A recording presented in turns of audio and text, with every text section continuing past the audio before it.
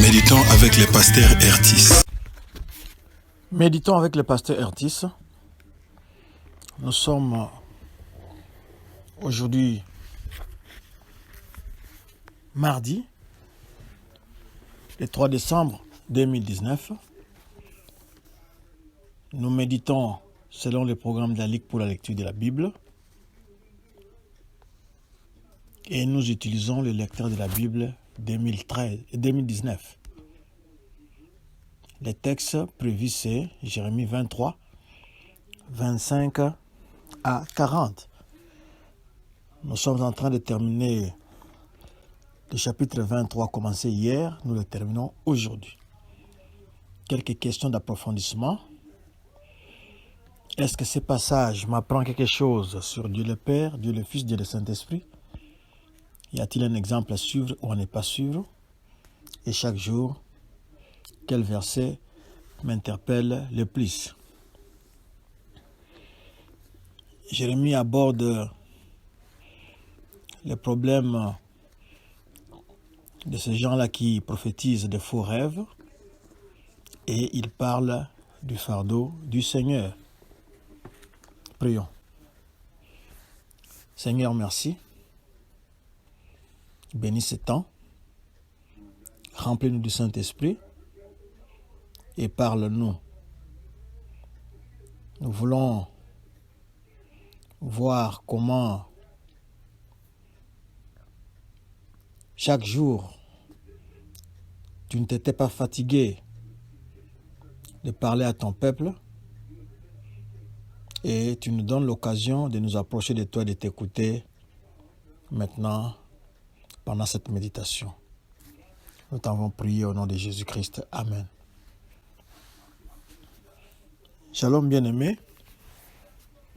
Nous allons commencer notre méditation au verset 26. Le verset 26 nous dit que ces prophètes, ils prophétisaient la tromperie de leur cœur. Le caractère des faux prophètes, c'était surtout les mensonges et les tromperies. Leur tromperie était apparente parce que le but des faux prophètes, c'était d'attirer le peuple et de l'entraîner dans l'idolâtrie avec les rêves fantaisistes qu'ils racontaient comme étant des prophéties. Et en leur racontant ces rêves, ils les conduisaient petit à petit à oublier Dieu et à servir ou à suivre Baal. On peut lire Jérémie 2, 8.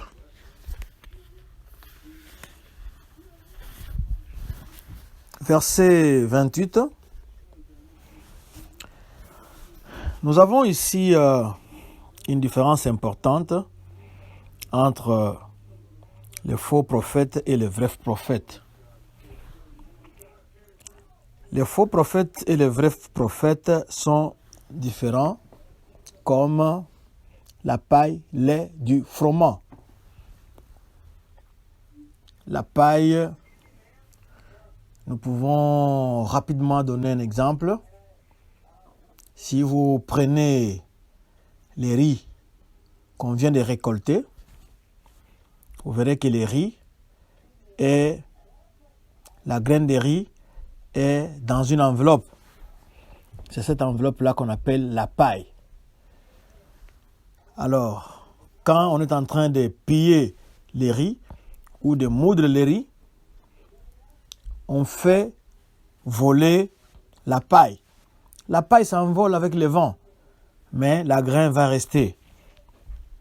La paille ne nourrit personne, ne peut pas nourrir, mais au contraire, c'est la graine que les gens mangent pour se fortifier, pour se nourrir convenablement.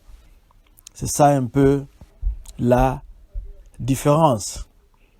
Les faux prophètes, ils sont comme la paille. Même avec leurs prophéties, c'est comme la paille, ça s'envole. Ça n'a pas d'assise.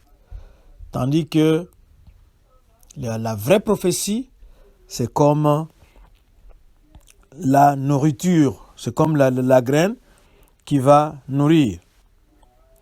Et puis nous devons savoir que pour partager l'évangile, c'est une grande responsabilité parce que les gens vont voir en vous, est-ce que cette parole que vous êtes en train de partager a-t-elle produit des effets?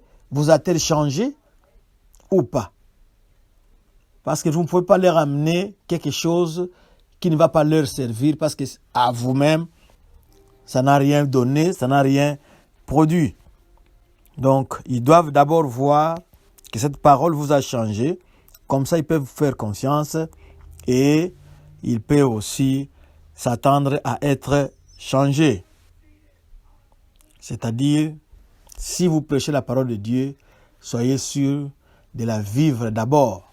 Parce que en morale, ce qui compte d'abord, ce sont vos actes. C'est votre façon de vivre. Ne dites pas, faites ce que je vous dis, mais ne faites pas ce que je fais. Non.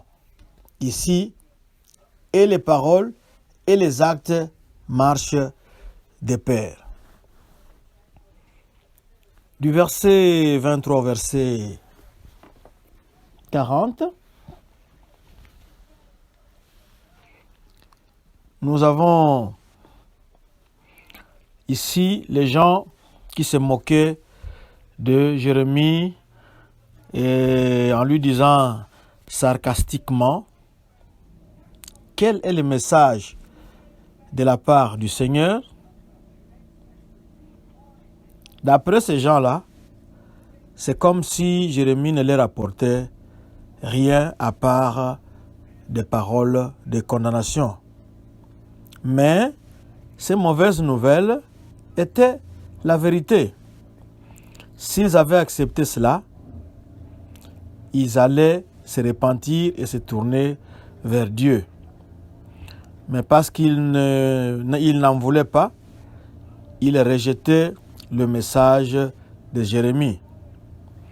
Alors une question intéressante ici, est-ce que vous est-il arrivé de rejeter le message de quelqu'un qui vous demandait de changer vos voies? Avant même de chasser cette personne ou de ne pas chercher à l'écouter, vous devez soigneusement regarder ou reconsidérer quels sont vos motifs. Nous devons écouter soigneusement et examiner à travers les mots de ceux qui nous apportent des messages de la part du Seigneur. Leurs messages peuvent provenir du Saint-Esprit ou proviennent du Saint-Esprit, ou bien ils font des réflexions à partir de ce qu'eux-mêmes sentent ou bien de ce qu'eux-mêmes veulent. Les messages qui viennent de Dieu doivent être en rapport avec l'Écriture, avec la parole de Dieu, avec la Bible. Et ils ne doivent pas contredire les premiers messages qui viennent de Dieu, mais ils viennent plutôt confirmer cela. Parce que très souvent, certaines personnes sont de bons observateurs, d'autres sont de bons psychologues. Ils vous disent ce qu'ils pensent, ils libèrent les fruits de leurs observations, mais ils n'ont pas de messages qui viennent de Dieu. Et très souvent, il y a contradiction au lieu que les tout concordent dans le même but avec les messages contenus dans la Bible. On peut aussi lire 1 Jean 4, 1 à 3. C'est la fin de notre méditation. Nous voulons prier. Seigneur, notre prière en ce moment s'adresse à nous qui partageons la parole de Dieu. Fais en sorte que cette parole nous transforme d'abord nous-mêmes, même si nous n'avons pas ouvert la bouche, que les autres voient les changements, la transformation et qu'ils puissent nous suivre. Merci. Nous t'avons prié au nom de Jésus-Christ. Amen. Notre adresse, si vous voulez retrouver cette méditation, consultez notre page Facebook, Église Doxa-Deo Lushi. Ou bien allez carrément sur notre chaîne YouTube, Église Doxa-Deo Lubumbashi, ou cliquez sur Twitter, Église Doxa-Deo Lubumbashi, soit nous avons notre site internet www.églisedoxadeo.com. Vous y trouverez beaucoup de ressources pour votre vie spirituelle. Que Dieu vous bénisse.